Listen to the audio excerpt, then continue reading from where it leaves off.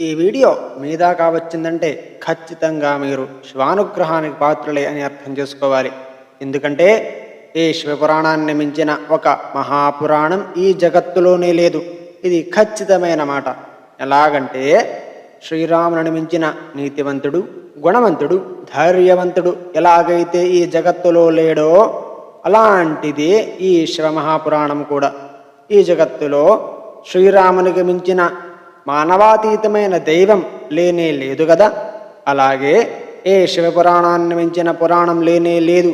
దీనికి మీకు అర్థమయ్యే విధంగా చెప్పాలంటే, ఎలాగైతే ఒక వృక్షం వేరు కనబడకుండా చెట్టుని పెంచి ఫలములను అందిస్తుందో అటువంటిదే ఈ శివమహాపురాణం కూడా.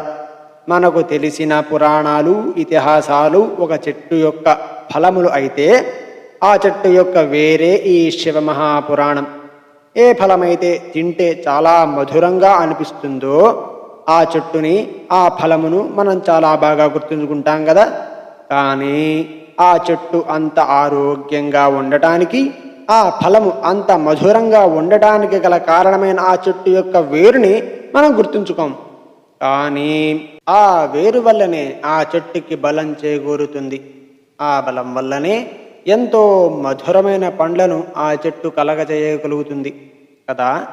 అలాగే కనిపించకుండా ఉన్నటువంటి వేరు లాంటిదే ఈ శివమహాపురాణం కూడా. ఆ పురాణం నుండి ఎదిగిన వృక్షమే ఈ అష్టాదశ పురాణాలు.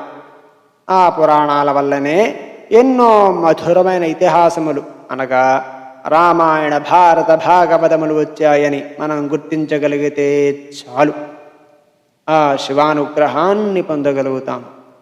ఇది శివసత్యం. ఇది నా మాట, మీ శివభక్తుడి మాట.